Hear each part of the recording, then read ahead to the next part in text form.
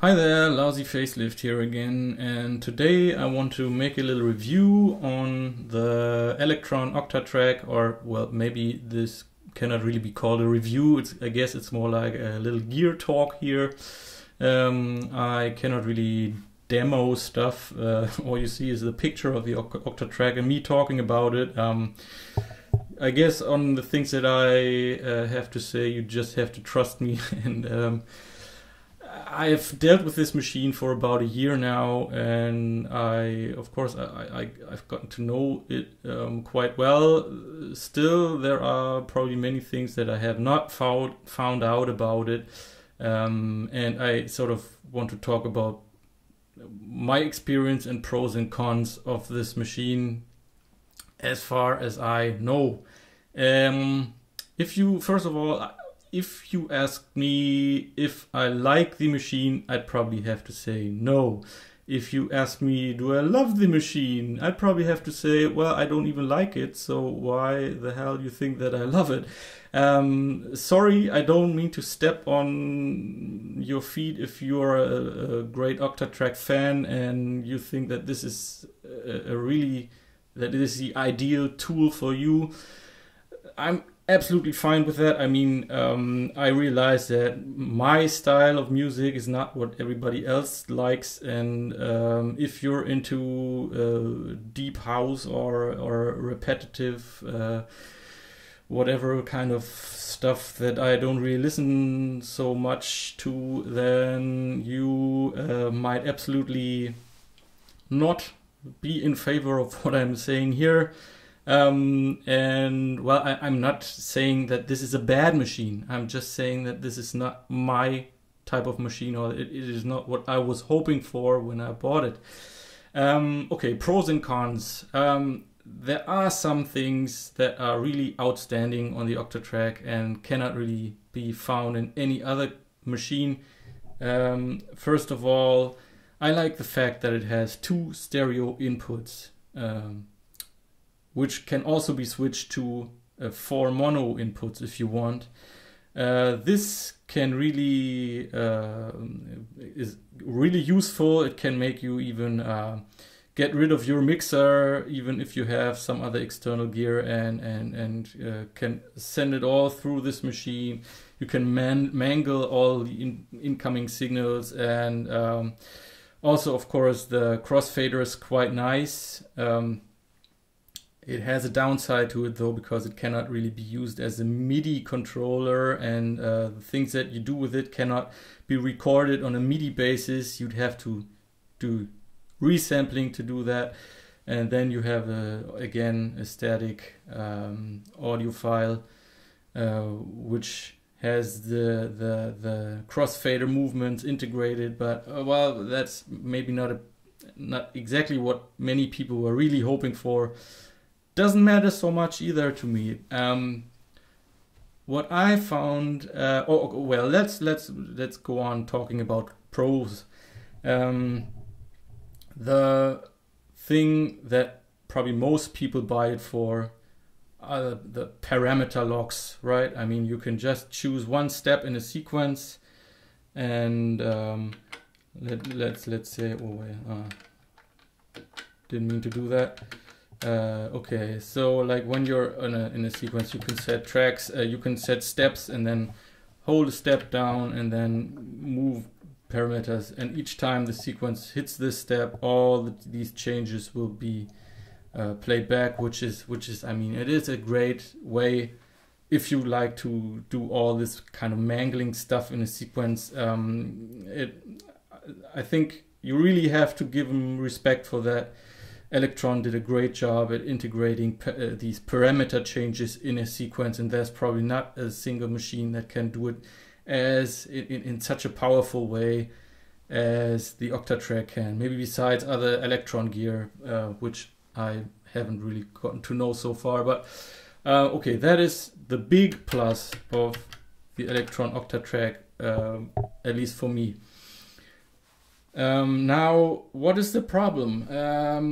Well, the sequencer, even though you can set individual time signatures and different lengths for individual tracks in a sequence did not really convince me, because you always, or maybe I just haven't found out about how to use it in a better way, but I think that 4 bars per sequence is really short, too short for me. I was hoping for something more linear, more like a linear sequencer concept, like maybe the Archive MPCs, in which you can make a pattern or just a sequence that lasts for whatever, 238 bars if you want.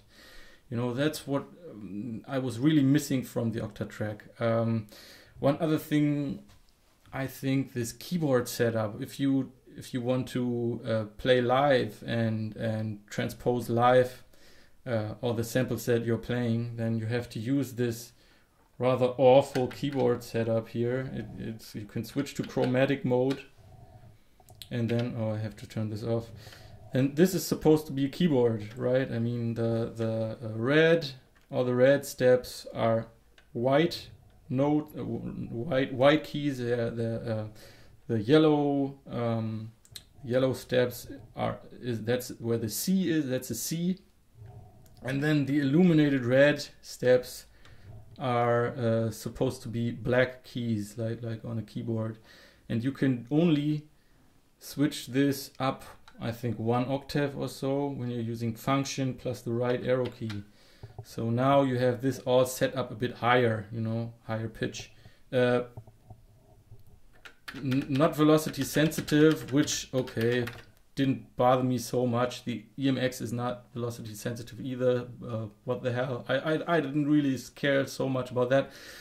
But I think being limited to such a small range of transpose on a keyboard, that really disappointed me a bit. Okay, short sequencer lengths, then this awful keyboard setting, and also when you're triggering external gear when you're using it, it's MIDI sequencer functions to control external gear.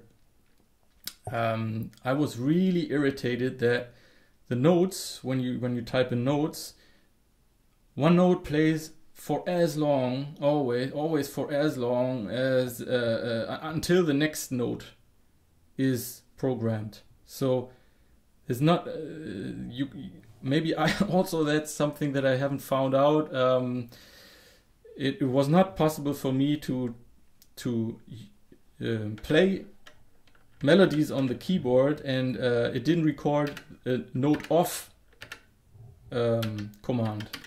So when you're hitting a note and you want to go like dick dick dick dick dick dick dick dick dick dick dick whatever, you know, then it didn't record the note off. It would go dee dee dee dee dee dee dee dee, and the notes kept playing through until the next note hits is recorded in the sequence, and it didn't record the note off, which I really thought that belongs in the default setup if you're thinking of using this as a keyboard. Didn't make sense. It's also, but okay, I have to explain that I'm really not a step sequencer kind of guy. I like to do real-time recording, and so I was a bit disappointed with this because that doesn't really work so well. I'm sure that many of you will say, well, he just didn't take enough time to get to know all the features, and he'll probably, if he had put more time into this, then he'd probably found out about it. That might be true, of course, but I spent much time with this, and things like this, like the keyboard not recording note off messages, that bothered me so much that I just didn't want to spend any more time with this machine, even though parameter locks are awesome, I admit that, and I'm probably going to miss that quite a bit when I sell this machine. But in the end, it didn't work for me, and quite honestly, there are only very few people here on YouTube that make this type of style of music that I really like to hear from electronic musicians. Much of the stuff I hear is really mangling for the pure sake of mangling and not really getting a nice wow effect, for my ears at least. I think, well, they're so proud that they found a function which only the Octatrack offers and say, well, that is so great. Sorry, again, I don't mean to step on anyone's feet here. If you're totally fascinated by these functions, that's up to you. I'm not trying to smart off here or to be a wise ass. Again, sorry, okay? For me, no, it doesn't work. It's, I don't know, it is a harsh way to put it, but it is a waste of time. I'm not convinced by so much stuff that other people are totally high on and think that is so great. If you are looking for an alternative for a linear sequencer which uses more than 4 bars in a pattern, still want to mangle stuff, I suggest looking at maybe Akai MPC, Yamaha QY sequencers that allow you to work in a really linear way to make patterns that last for as long as you like, and get a KP3, a core KP3, which can be automated with this external sequencer, MPC, QY, whatever. You can plug the MIDI out of the KP3 into the sequencer and record all the movements and then have it played back and mangle all your stuff this way. And that's probably the thing that I'll do next in the next video. I have to think of how to set up all the machine so that I can record this really well. I haven't really found out, but it works. Just trust me. You can do that with another sequencer. Use the output of the KP3. Okay, for me, the Octatrack did not work. I'm a bit sad to say that. I like Electron as a company and I really respect these guys a lot. I mean, I think they are really trying to make great products, and from all the material they're using and all this kind of stuff, I really have no complaints here. It is just a very personal opinion that I don't like the Octatrack. Sorry! Okay. That's what I had to say about this machine. Please rate and comment. If you have any more tips on how to do these things that I was missing, please let me know. Maybe I'll change my mind and still keep it.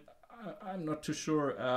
But okay, any feedback is highly appreciated. Okay, see you next time. Bye-bye.